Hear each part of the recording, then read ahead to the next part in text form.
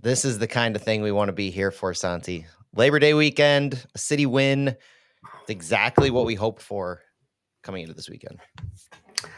Yeah, 3 points, and yeah, it's still behind on the table, but getting there, getting 3 points, and things trending well, and hopefully the team will continue with a win at New England. We dug ourselves a hole, but this is what you need to start with to dig yourself out.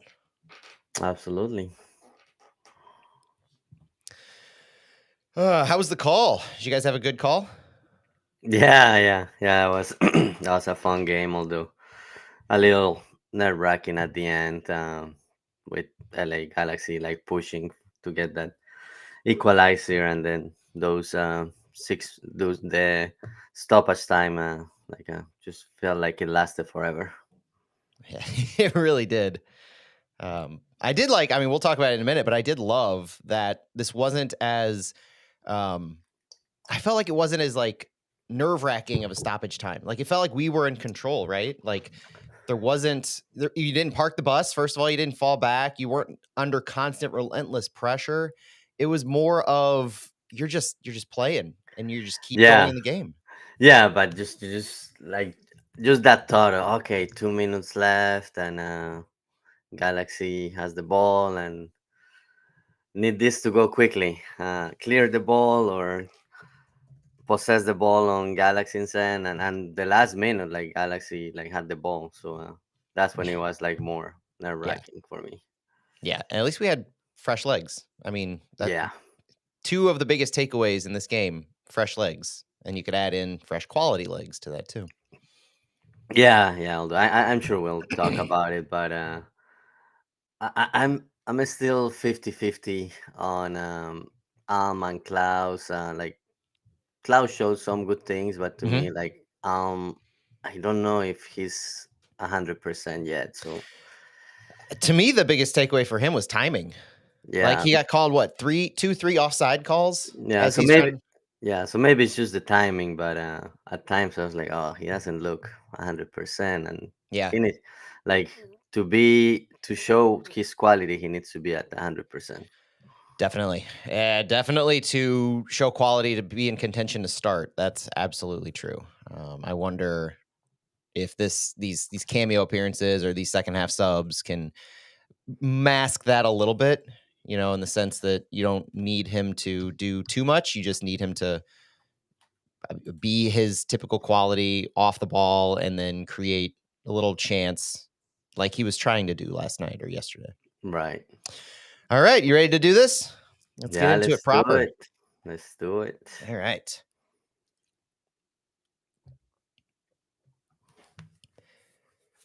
Welcome in everyone to Flyover Footy. My name is Matt Baker, joined as always with my friend in soccer, Santiago Beltran, for a Flyover Fallout and an exciting Flyover Fallout. We have a win to talk about for the first time in almost 2 months of MLS action, and we could not be more excited to dig into this one, where St. Louis knocked off first place LA Galaxy 2-1 on Labor Day weekend. Santi, how you doing? Doing great, Matt. Happy Labor Day, everybody. But yeah, happy about the win. 3 points that were a must have 3 points, or I think we will be very sad this morning talking probably about a derailed season that, yeah, still mathematically you will have probably still be in it, but it will have been too difficult. So now these 3 points, and the team, just looking at the schedule, some games that the team could win, has to win them first. But yeah, just things looking a lot better than last week when we were talking about the draw against Portland. And I'm super glad to be back with you, Santi, after you and Phil held it down with our guest, Tom Franklin, last week on Flyover. And we get to recap everything you guys looked forward to. It's the Hartle versus Royce battle as far as the incoming transfers. It's Bürki Royce on the friends and the battles that they had. But let's start it all off like we usually do on Fallout with our starting 11, because there's some things to dive into on this one. Roman Bürki and net, obviously, and let's start off saying just Jake Nerwinski had a start. Finally, got back into the starting 11, and we will dive deep on Jake Nerwinski here in a little bit. Jake was on the right side. Henry Kessler, Kyle Hebert, central defenders. Giannis Horn, left back. Chris Durkin, Edu Leuven, central midfield. Indiana Vasilev, Cedric Teuchert, Marcel Hartl were the attacking mids, and Simon Betcher remains our striker up top. All right, so first thoughts of the starting 11. That was surprising starting 11. When I saw the lineup, I was like, oh, first I thought we forgot to do our consensus lineup. And then I also thought, well, we will have not been close. Or maybe you already had some thoughts about it, and maybe we will have been a little bit closer. Uh, on Thursday during Fallout, when we did our predicted starting 11, one thing I mentioned, I knew, like I had a feeling that one of Totland and Jaden Reed wasn't going to start, and I mentioned Kill Watts, and then yesterday when I saw the line, I was like, oh, I didn't even think about Nerwinski being part of that competition, and he had a great game. He did, and I don't think I would have pegged him. I do like the fact that we went back to a more what I would call traditional St. Louis City defending style, where you do have that two-way attacking fullback on one side, and then you have more of a defensive minded on the other. You can't really, I think, it's correlation maybe without causation necessarily on the defensive struggles that we've had this year, where both of our fullbacks have been more of those modern two-way fullbacks who like to press high and get into the attacking third more often than not. I do think that the goal that the Galaxy scored that we'll get into was at least partly predicated on the fact that our left side fullback was pressed higher, and it kind of left Kyle Hebert out on an island really deep into our zone. But there's a lot you can take away on different aspects of what this formation really did. Jake Nerwinski, I think, is one of the brightest spots in a very bright game for St. Louis City, not just for the fact that he had a good game. He started. He had a fantastic performance against Joseph Paintsil, one of the Galaxy's top attackers. But I think he provided some stability on the back line. He kept the shape really well for St. Louis, and he had some good passes. I think that went unnoticed with the work he did on Paintsil, but he had 7 passes into the final third, second most of the team to Edu Leuven. And the work that he did just cumulatively, especially leading into the first goal for Cedric Teuchert that we'll talk about. I mean, you can't say enough good things about Jake Nerwinski on this one. And I was going to save it for later on when we talk about our players. But I mean, let's just spend a couple of minutes here on Jake Nerwinski while we're talking about him. I mentioned some of the stats he had: 2 blocks, 2 clearances, 3 interceptions, 6 recoveries, 3 of 4 ground duels won, completely shutting down Joseph Paintsil, who was the worst rated Galaxy player according to FotMob and was dispossessed 5 times. Stellar job. Jake Nerwinski earned more than the 7% of the fan vote for man of the match in my eyes. I voted for him because I was just so glad to see the performance that he had. And yes, part of it is the intangibles that led into this. Santi, you mentioned you weren't expecting him. You weren't even considering him as the second option for right back based on what we had seen so far. So let's look at the quote that Jake Nerwinski had post-game, and let's talk through that for a second. Jake said on his limited playing time, yeah, I mean, to be completely honest with everyone here, this has been easily the most disappointing and frustrating year of my career. I don't think I've necessarily gotten the chances that I think I deserve in training. So it was great. Hack, really believes in me. We had great talks. He gave me that chance today and I just took it. When you have 2 kids, that's all the motivation you need to play as hard as you can to provide for them. And let's also take this moment to congratulate Jake Nerwinski on the birth of his second daughter, Charlotte, this past Thursday. This going into everything he has in his mind this weekend. Hack talking post-game about how he just wanted to make sure that Nerwinski was getting enough sleep coming into this game. Right. Talk to me a little bit about Jake.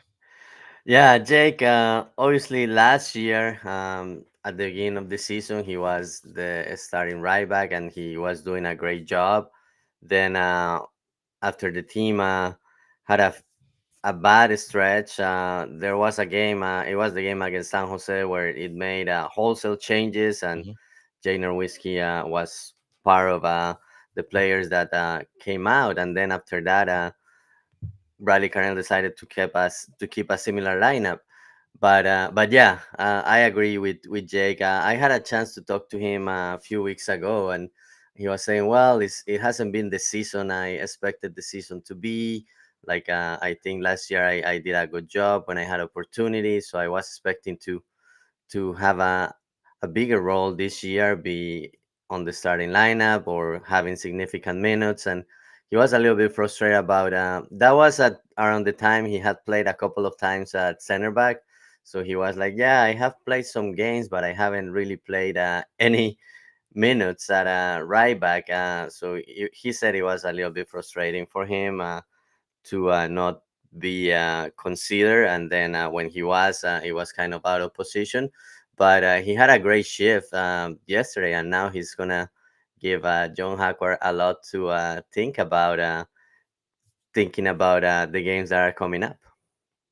So, so we'll see. We'll see if Hackworth goes stays with Nerwinski or goes back to Thomas Totland, but I think Nerwinski deserves to be in consideration ahead of future games. And he gives us that different kind of a look too, right? You're not going to necessarily want to go with this defensive-minded right back or have the same exact personnel lineup on games going forward, but matchup it could be matchup based also. So knowing the attacking prowess that the Galaxy threw, I mean, this was the perfect opportunity. So can't say much more about Jake on that. One thing I will also say, and I this is a proud dad moment for me in this one here. Prior to the game, I was asked, our family was asked if one of our kids wanted to do the player pal walkout, and so Maddie, actually my oldest, she's in second grade now. She got to walk one of the players out, and so we didn't know that you don't get assigned a player beforehand or anything. It's not like it's not. You could even go with a Galaxy player. I know some of the kids were Mhm. doing that. Guess who she walked out? No, are She you walked serious? out Jake Nerwinski. I saw him before the game, and I looked down, and because I didn't know who she was walking out either. I don't get to go down there with her, so I was watching from afar, and we're Right. like, "I think she's with Jake."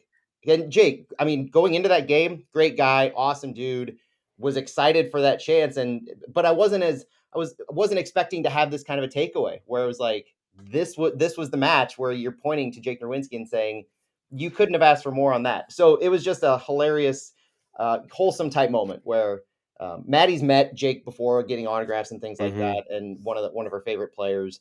But I just found that to be so funny, going taking away from this, and I can't stop smiling thinking about the fact that she got to do that for a guy who has been going through this. We know the struggles that he's had, that he talked about post game, the success he had this game, the birth of his second child. I mean, so much positive to say that I'm glad we get to start the show off looking at that kind of a thing in context of this 2-1 win.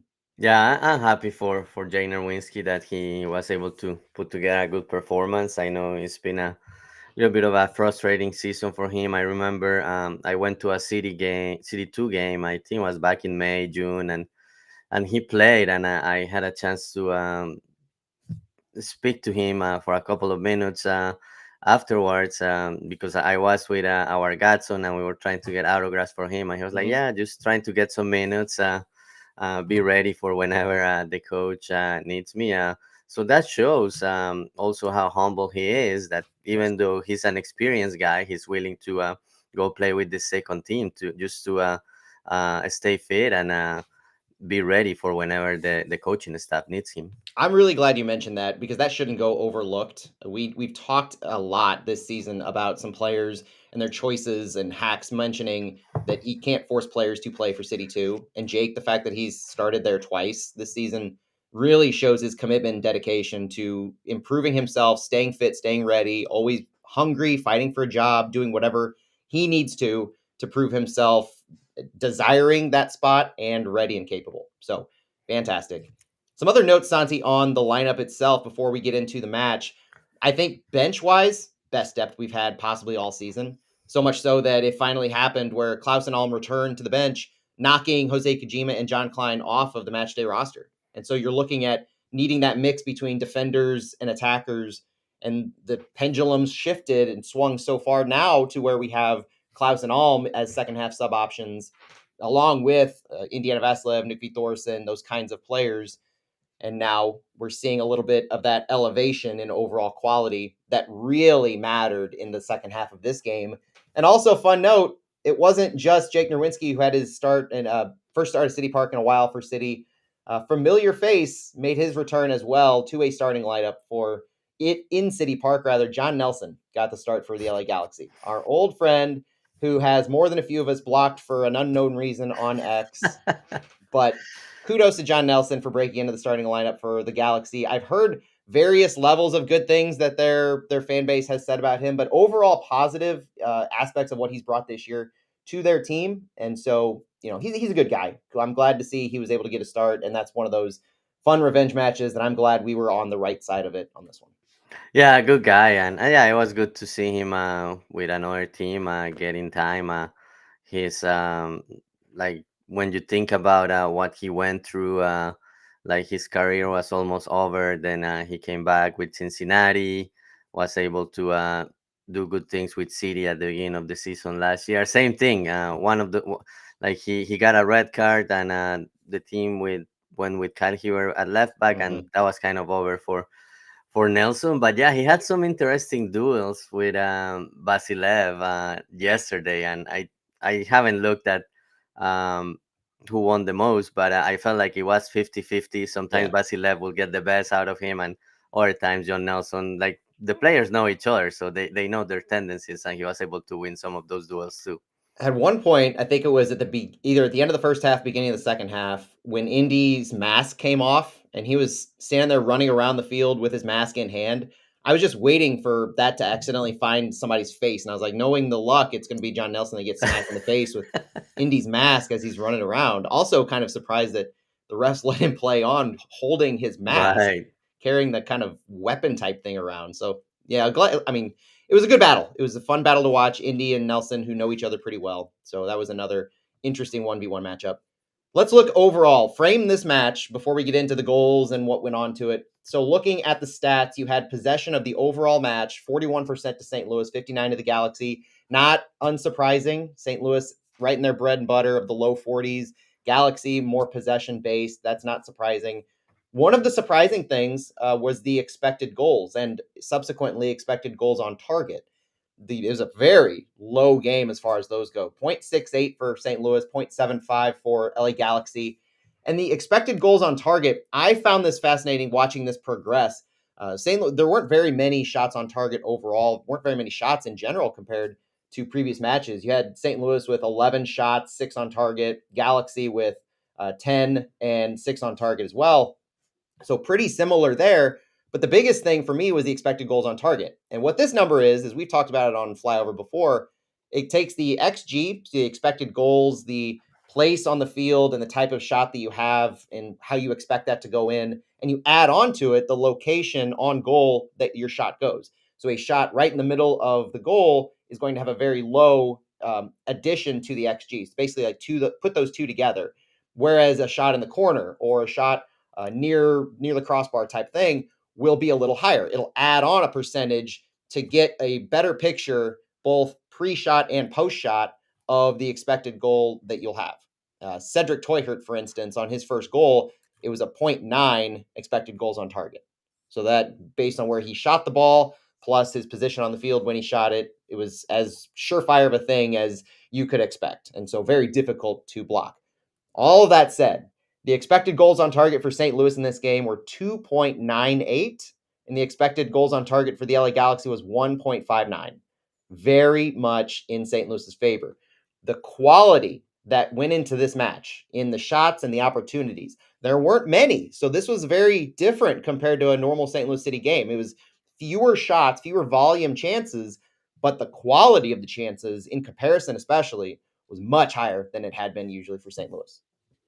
Yeah, chances were hard to come by, but City took advantage of the ones it had, and same thing. Galaxy, you talk about the possession, Galaxy with almost 60%, but they were very ineffective creating chances, and part of that is the great defensive work that St. Louis did yesterday afternoon. They won the tackle battle, interceptions, blocks, clearances. And to me, you paint this picture, right? So you're not just saying they won the defensive battle because volume wise, that's not necessarily unsurprising. A team that possesses the ball 60% of the time, you would kind of expect the other team to be being hammered a little bit more and have more defensive opportunities to the ball. But taking that number, the winning all of those defensive numbers, along with the Galaxy having the ball, but also the number of shots. The Galaxy were ineffective at generating some of those chances. And I think coupling all these things together, the dominance of the Galaxy with their possession numbers, having only 10 shots, it paints the picture of a quality defensive performance top to bottom for St. Louis. It allowed St. Louis to play holistically and say, now you just have to mitigate those small individual moments, one of which they didn't, but I think all of the other ones they did. And so this is the kind of defensive performance that you need to replicate going forward. You concede possession, you can win defensive numbers, but you keep the opposition from getting high volume shots on target, and you're really going to be pushing them into that middle third of the field by and large, where you can win your dual battles. You can then take those defensive numbers, and when you win them in the middle third of the field, they mean a whole lot more than winning them near your own goal. Yeah, and the other thing, obviously, we don't see it on the possession numbers, but St. Louis, when it had the ball, showing what it has shown the last few games, being patient with the ball, not abusing of the long ball, not afraid to start the playing again, go back and pass it to defense, pass it to the other Mm-hmm. side. So that's something I'm really liking the last few games, and so it on Leagues Cup too. Like the team is basically trying to play a different way if it needs to complete a lot of passes, that's okay. And you can see it on the number of passes completed. It was more than 400, which if you Yeah. think back about earlier in the season, that's unheard of. It is, and that's a very I mean, we've done it before, but it's incredibly rare, and it's usually accompanied by higher possession numbers where we're playing outside of ourselves and they're low quality passes, more passes in the defensive third, trying to figure things out and not really making progress. But last night, thankfully, or yesterday, Sunday rather, wasn't that case. Before we go into the goals, let's hear from John Hackworth. Let's see what he said post game to start things off, because he sets the tone in his post game press conferences. And I think this sets the tone for the kinds of goals and the things that we're getting ready to talk about. Hack saying, I just told the boys in there I'm really proud of them. Coming off of last week, their coaching staff really did put the team through a lot of work, but it wasn't like the kind of work that's punishment. It was just what we needed collectively to fix things. And whether Monday, Tuesday, Wednesday, you guys know it's incredibly hot, incredibly humid, and they didn't flinch one bit. The group believes in themselves and we continue to make improvements. I'm proud of their performance today. I don't think it means we're back. We still have areas we have to improve, but at the same time, I want to celebrate this and then get back to work so we can hopefully have another good performance in New England next week. That frames this game really well in the positive aspects, the way that they took away from this game. So let's look at how it started. And thankfully, it started very early. Full disclosure, I didn't get to see this goal. I think this was the What? first goal I've ever missed live at City Park in an MLS game. And it's because when you have those player pal things, you don't actually get your kid Ah, back yeah. until after the game starts. So I was walking the concourses back to our seats when the goal was scored. So looking back on the replay, I got to see this. One thing to note, though, we like to talk about the lead ups to these goals.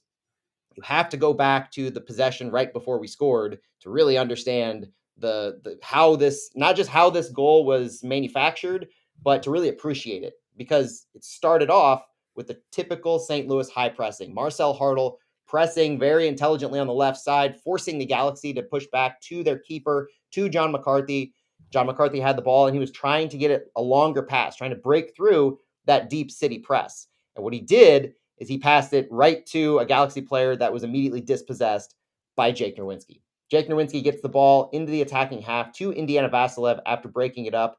Vasilev recovers it, takes it into the right channel, feeds it quickly to Marcel Hartl at the top of the penalty area, where Hartl quickly turns his body, protecting the ball, finding Simon Betcher, waiting in the middle of the penalty area near the top.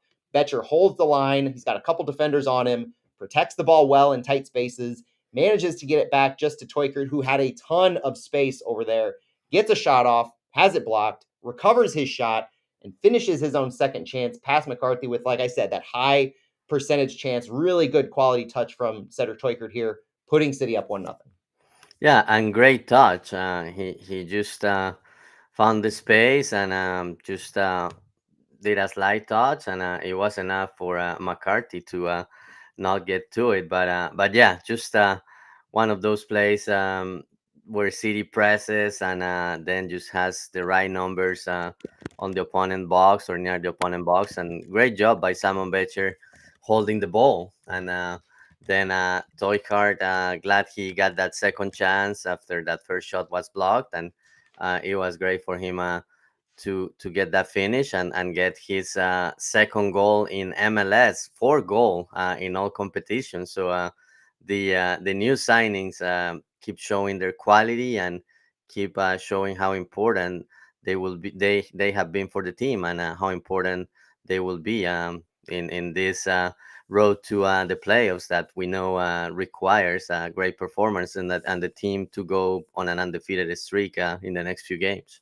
Great performances individually, fine margins that we're playing with, and we need this quality to be consistent. The first half, I thought you had quality on both sides of the ball. I enjoyed a little moment at 38 where Cedric Toykert had a yellow card, and I called it a professional foul That's a on great fall. I mean, that's the kind of foul you need to, and I think that's kind of the awareness that we've probably been missing from some of the players on our team with the experience and the just mindset of who's behind you and where you are on the field.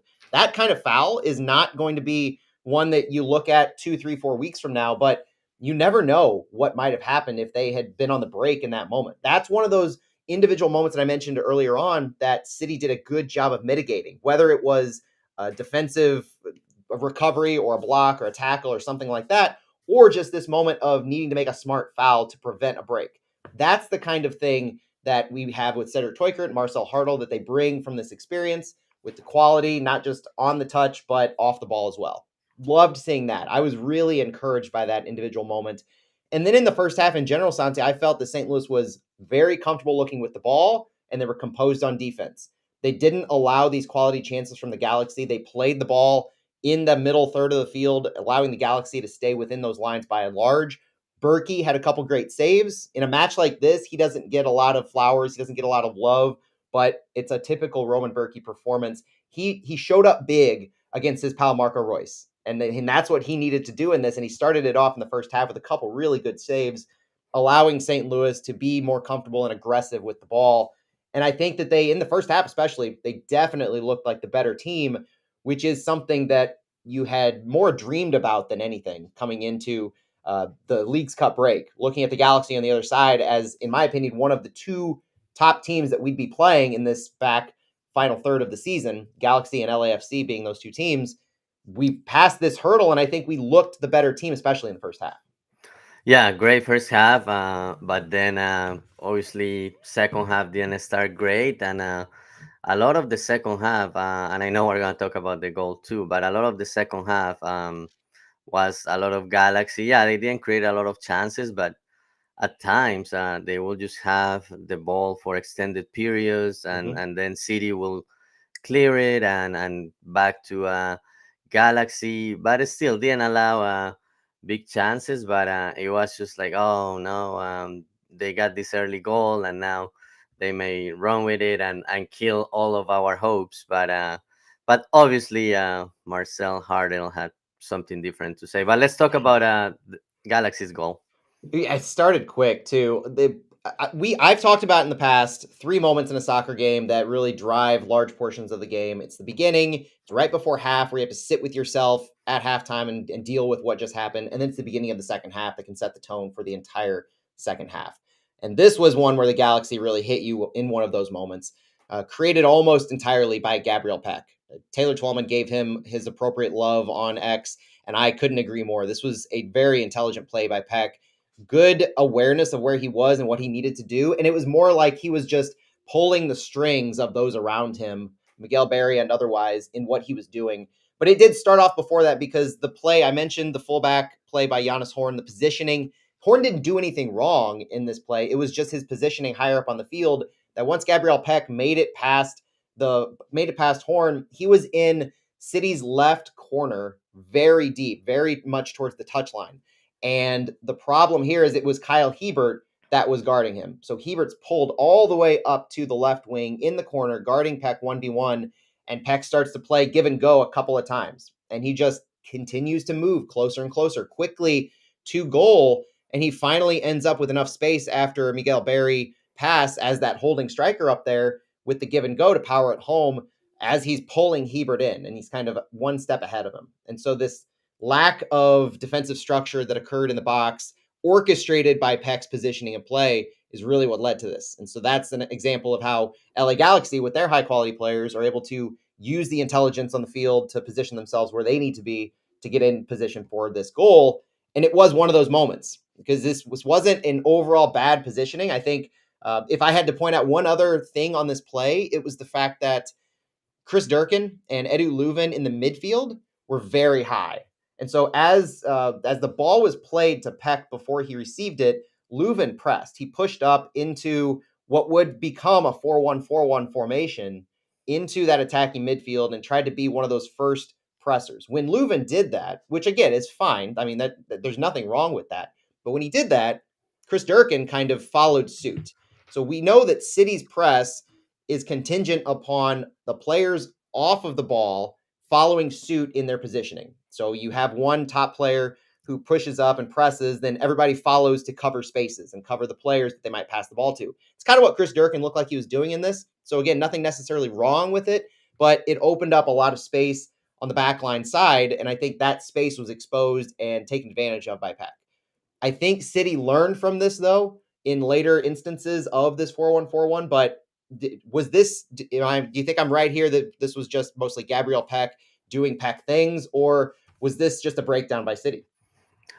I think it was a little bit of both, but Gabriel Peck, great player. I remember during our pregame show, I was talking about him as the player to watch for LA Galaxy, and for a moment, it looked like Kyle Heber was gonna win that duel, like that. They were like pushing and grabbing each other, and I was like, okay, Kyle Heber got this, but Mhm. then Peck got the best out of Heber and was able to find spaces. But yeah, a lot of that play is credit to Gabriel Peck for winning the battle with Kyle Hewer, and then quick touches and finding the spaces, and he kept following the play. Like if you think about it, that the ball was in the corner, and after he won it, he was able to do a couple of touches and move into position to get that pass, just to put it away in front of Bürki.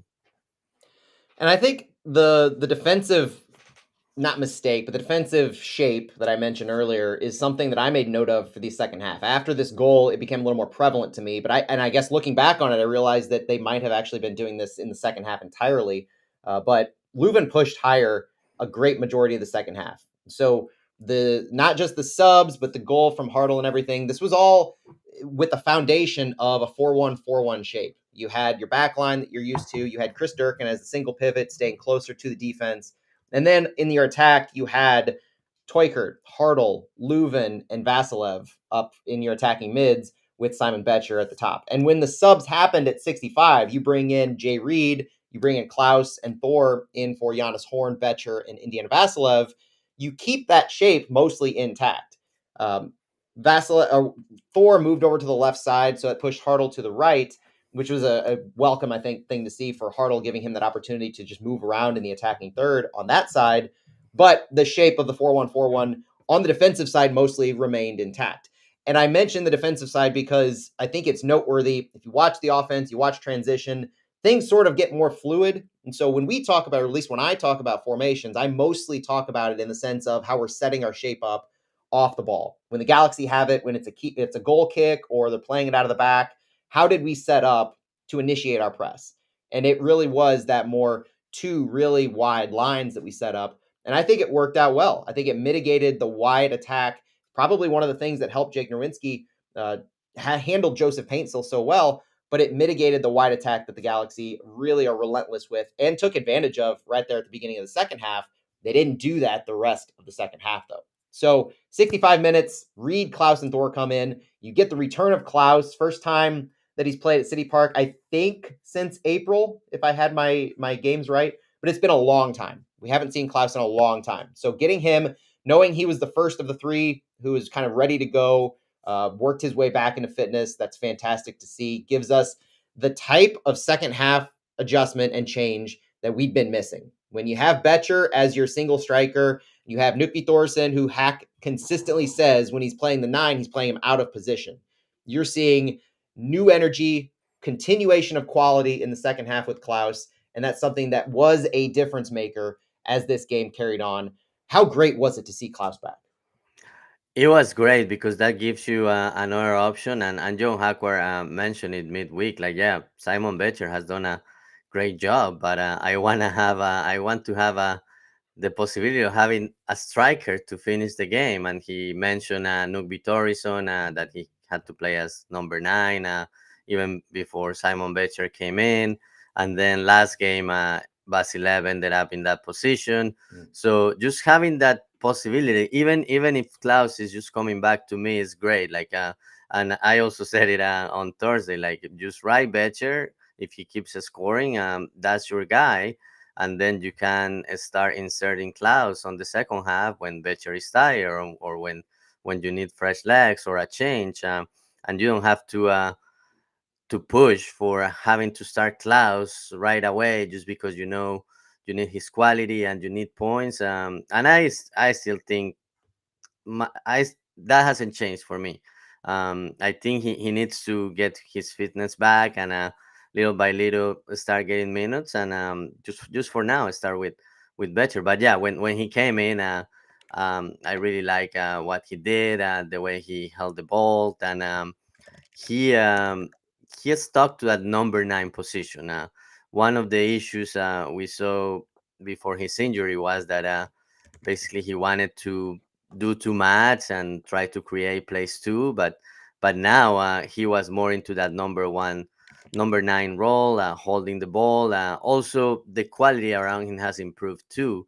So you can see that now he's more willing to just do his job as a number 9 instead of just trying to go back to match and get the ball, trying to build plays, which should be done by someone else. When you think, I'm gonna ask you an off the cuff question here. When you think of the style of play, do you see differences between what Betcher has shown us versus what an ideal Klaus would do, as far as either a holding striker in play, coming back to the ball, being a target for a cross? I know Betcher's had some success on corner kicks, but that's not quite the same in what I'm talking about. More of in the run of play, and I'm kind of leading you into what happened in the second goal, but how do you see the differences between Betcher and Klaus, or at least some of the differences, when we're looking to build either in transition or quick build up in possession, sending the ball in? Because I have some thoughts on where Klaus's best positioning is, but I'm curious how you see Betcher's differences. Yeah, obviously, Becher is a less experienced player. He's great at holding the ball, but I think Klaus is better at not only holding the ball but finding the right space, the right place to receive the ball, or to tell his teammates to send the ball to, if he finds a space, or sees a place where he can either hold the ball or go on the 1v1 or 2v1, and touch it with another teammate. But I think in terms of holding the ball, both of them are similar. Becher Mhm. has done a great job, but obviously Klaus has more experience, and he knows where to find spaces, and if he needs to pause and wait for someone else to come, he will do that. Becher does that too, but Klaus just has more experience, and Becher will get there. But yeah, obviously Klaus has that advantage about finding the right spaces and positioning himself a little bit better. And I want to phrase, at least posit this beforehand, preface it by saying I'm not saying one is better than the other necessarily. It's just I Hmm. want to give context to what I saw in the second goal, so that helps me because it definitely builds the story I'm trying to tell. Second goal comes at 68 minutes. Marcel Hartl from Jay Reed and Edu Leuven, who gets the hockey assist on this one. St. Louis had a throw in to start this one, but it was lost in possession a little bit. Marcel Hartl had the ball, and was doing some good things with it, but a couple passes, it was quickly dispossessed and then recovered by Edu Leuven quickly in that final third. So St. Louis losing the ball in possession, quickly gaining it back high up the field. Galaxy, I think, were caught a little off guard when they did this. And so Leuven passed the ball over to Jay Reed. Jay Reed finds Marcel Hartl with tons of space inside the box. And it was a magnificent one-touch Mm. shot that Hartl put in. The quality of shot. I don't want to overlook the quality of shot in what I'm getting ready to say, but that has to be appreciated. This, I don't think St. Louis had, I would even maybe go as far as to say a single player on their roster who I would say I would be comfortable saying you could make this kind of a shot. You don't need, because how many times have we seen this year, whether it's Nukvi Thorson or Indiana Vassilev or anybody else up there, when they get this kind of a pass, they have to settle it first. It's Right. not the first touch, it's the second, possibly third, and you're relying on them playing the ball to themselves with this first touch.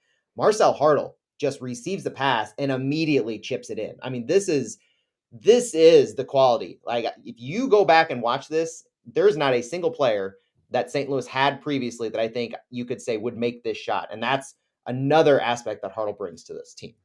Yeah, great quality by Hartle, and you can see it on the replay when Reed launched the pass. You can see Hartle like positioning his Mm-hmm. body, like getting ready for that first touch. And you said it perfectly. Like other players, like yeah, they have to settle the ball, and at times when you try to do that, you have a defender on you, and then you're Yes. not able to get the shot. So great job by Hartle, just positioning himself, and also great shot. Like even if you position yourself, like opening your right foot and getting the shot where it needs to go, that's a talented player right there.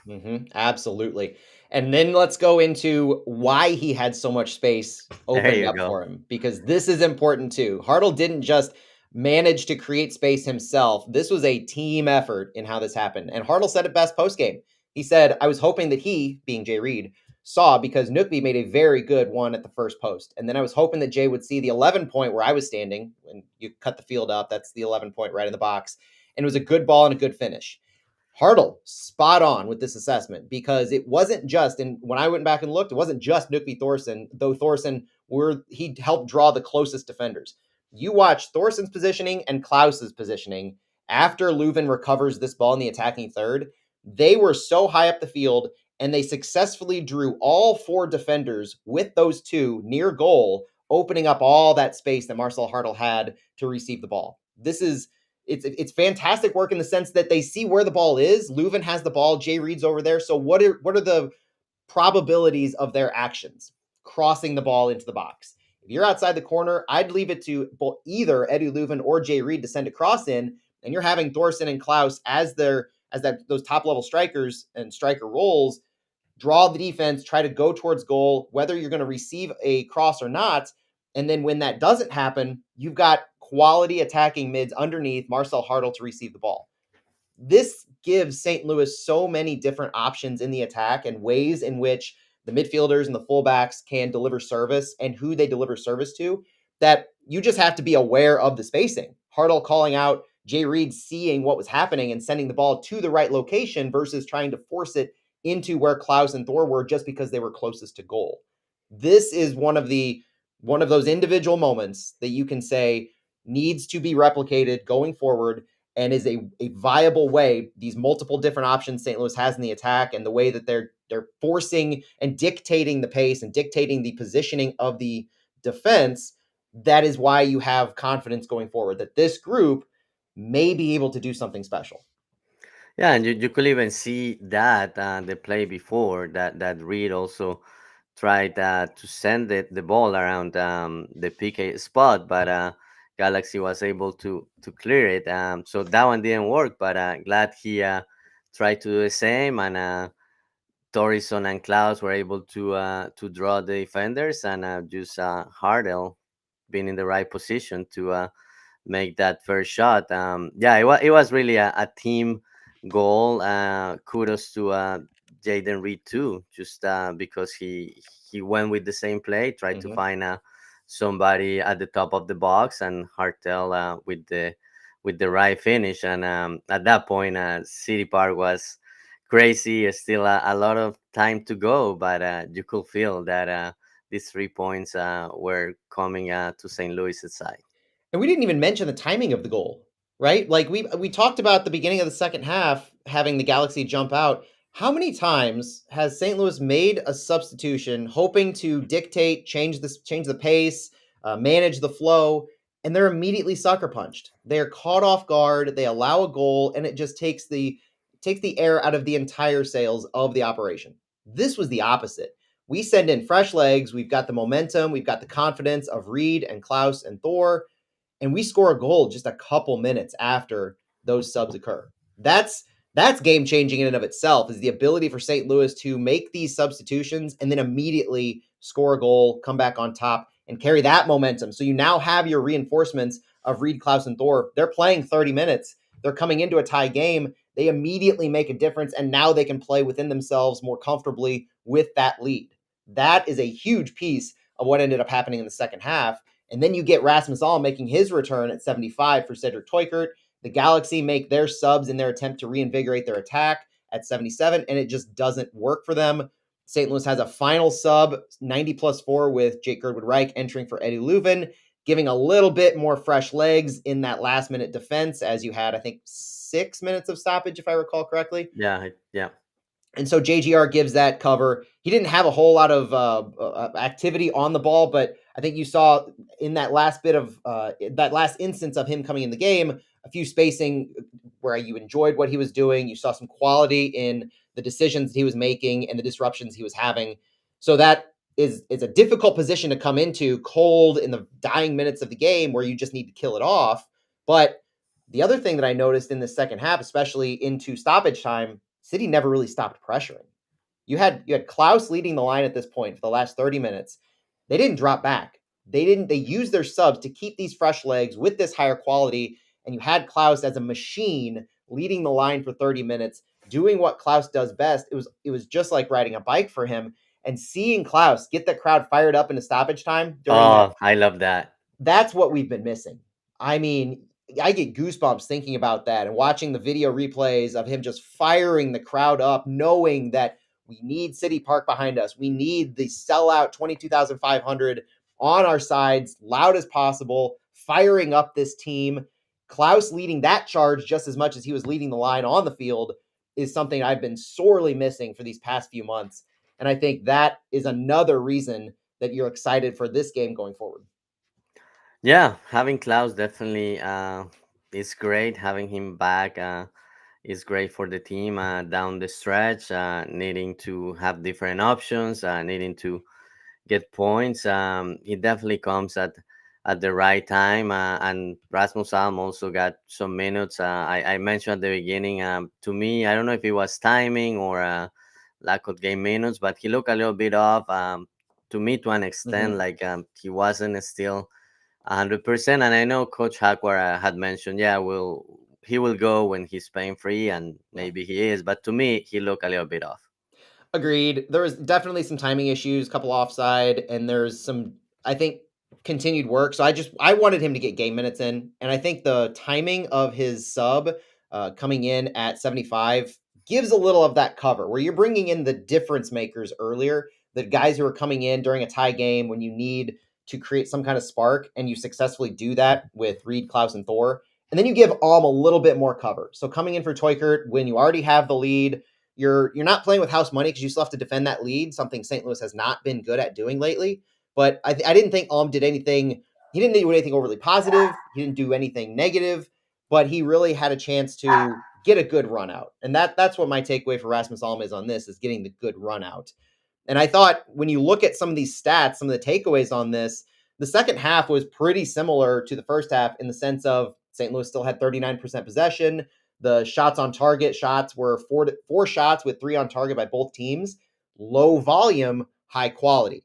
Well, another takeaway that you have to have from this game is that difference in the shift of quality versus quantity that St. Louis has been working with in the past. And looking at individual performances, the goals added that our friend at MLS Stat on X posts, you had some real quality numbers on here. Consistent guys, a lot of guys in positive goals added. And I think the stat for goals added can be deceptive if you're looking at that graphic. I'll try to reiterate it as much as we can, but it looks at every single touch, offensively and defensively, trying to see value added for every single kind of play. So you're not just counting the shots, you're not just counting the passes, you're counting all the shooting activities, all the receiving of passes, the passes themselves, dribbling, interrupting, tackles, interceptions, blocks, etc., and fouling. Good or bad, fouls committed, fouls received, positioning on the field. Do you make a pass that moves the ball towards the goal? Do you make a pass that moves the ball away from goal? Those things play into it. And so that's why you see like Knutby Thorson have negative, because some of his passes and actions were to move the ball away from goal.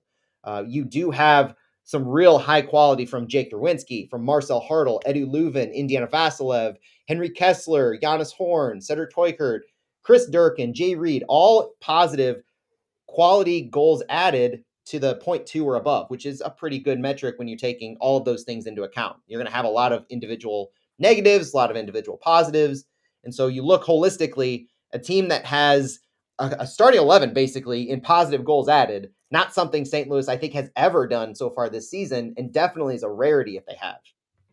Yeah, yeah, we haven't seen that in a while. Great performance by the team.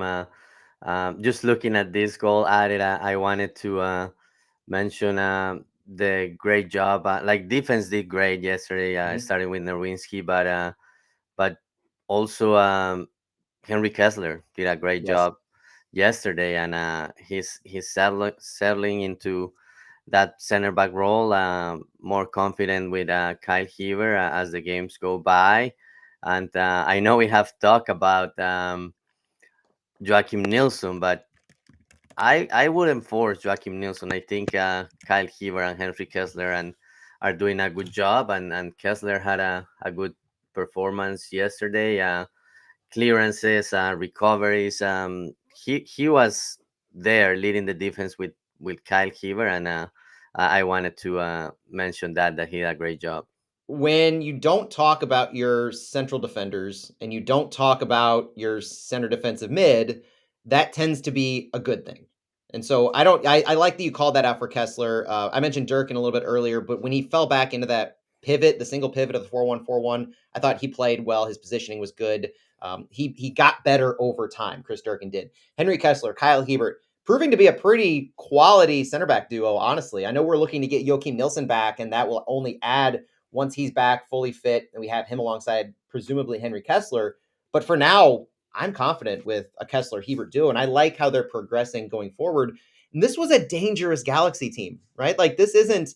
I mean, I know they didn't have Ricky Puig, but you had Marco Reus stepping into that attacking midfield role. When Marco Reus steps in as your replacement for the best player on your team, I don't know what more you could really ask for from a depth perspective. And so the Galaxy had Dejan Joveljic coming in as a sub at 77 minutes. So you're bringing him in as reinforcements to try and find a tying goal. This is a dangerous team. So we love what we're seeing out of St. Louis, but the quality of the opponent really adds to this whole narrative of what we were able to accomplish here. And doing it at home is something that has not been a given for St. Louis. We haven't had just our fifth win this year. We've not been a given that a city park is a fortress this season. So getting back to that as well, this gives you probably the best opportunity for a springboard that you could ask for going into a comparatively very weaker New England team next week. And then you start to look in the future. You start to see two matches against Minnesota, a match against Sporting KC, a match against the San Jose Earthquakes. You still need to find that first away win. So that's the thing we're honing in on right now. But this match right now gives you everything you need going forward that St. Louis is looking for from the Galaxy. Yeah, in terms of confidence, is great. When I was getting ready for this game, one thing I started to think about, so Galaxy first place, and started to look at last season, earlier this season, and City usually hasn't done well against top teams in the conference. Last year it beat Cincinnati when Yeah. Cincinnati was in that great winning streak and was undefeated, was on first place, but since then, there had not been a win against a team at the top of the conference. So it's great for the confidence, and also first win against LA Galaxy, one of the three Mm-hmm. teams in the conference that City had yet to beat. Now it's down to LAFC and Seattle. Hopefully, we'll have a chance against LAFC later in the season, which could be one of those games where could be make it or break it for the season. But it's great to see that City can compete against top teams like Galaxy, and you mentioned the quality Galaxy had, and they kept like making substitutions, like making adjustments, and that's what being at the top of the table gives you. It gives you a lot of flexibility, and also knowing that they are playing for supporter shield, like they kept going for it, trying to find solutions to tie this game, and City's defense responded really well. Before we get out of here, we need to touch on some of the individual stats. Marcel Hartl was named man of the match, 1 goal. He had 0.94 expected goals on target and 0.19 expected assists. So he was doing it both himself and facilitating for others. 2 chances created, 4 touches in the opposition box, 3 passes into the final third, and 5 of 5 on his ground duels won. This isn't just an offensive threat of high quality. This is a guy who can play both sides of the ball. He can win it defensively. He can take on opposing defenses, and scoring his first career MLS goal. Exciting to kick things off an MLS match for Marcel Hartl, but this is a good indication of what we can expect from our new designated player going forward. We talked about Jake Nerwinski's impact on this team earlier. Cedric Toykert had a goal on 1.59 expected goals on target with 3 touches in the box, netted his second career MLS goal, fourth goal in the last 7 across all competitions. And yeah, those are all 7 of his all 7 of his appearances with City. He has goals in back-to-back matches. You had Jay Reed come on and have 13 touches in just 25 minutes, 2 of 2 on his passes, logged his third career MLS assist. Roman Bürki, 5 saves, facing 1.59 expected goals on target, 3 diving saves. Giannis Horn, Henry Kessler making their City Park MLS debuts. Kessler playing in his 100th career MLS match. So congratulations to Henry Kessler on that accomplishment. You have St. Louis City remaining unbeaten against the LA Galaxy. Like Santi said, 1-0-3 now in 4 matches. St. Louis's home record across all competitions improves to 18-8-7 all time. And City has now pushed its unbeaten home streak to 4 consecutive matches across all comps, recording their second straight home win in MLS play. So, Santi, as we look forward on this one, do you have anything you want to, last thing to say about the Galaxy, or any final words from this game before we look forward? No, 3 points was what was needed yesterday. The team was able to get it done, and now we have a pivotal game against New England on Saturday, and I know we're gonna talk about it on Thursday on the next spot. But this is another must-win game. If you get 3 points, and then you have 9 play Minnesota, which you have to play twice, I think the team will be able to get the points it needs. But I think it starts with getting that first away win against New England. It has to. And we've got a little bit of a shortened week this week. So St. Louis remains in, well, they're tied for 12th, technically, picking up a point on the 9th place team. So we're now just 9 points back. Last week we were 10. 9 points back from the 9th place team, which is now Minnesota United again, having retaken that 9th place with a win while Austin FC fell this weekend. The picture for the last few playoff spots, it's a logjam in the MLS West. There is 1 point that separates the 5th to the 8th place teams, with Portland, Houston, and Seattle all tied with 40. And then in 9th place, you have Minnesota United on 36 points. Austin FC 10th with 34. FC Dallas 11th with 33. And SKC and St. Louis City are tied with 27 points. There is a realistic path forward to making the playoffs, though I would not say yet that it is a realistic chance. We have to prove, I think Santi said it absolutely perfectly. You can't get any more clear than this. You have to prove that you can win on the road if you want to make the playoffs. We will not make the playoffs without a road win in MLS. Pure and simple. I can't be any more clear than that. We have 4 road games left this season. 4 road games. The most difficult, you can argue, is LAFC on October 2nd, but you still have to get through New England.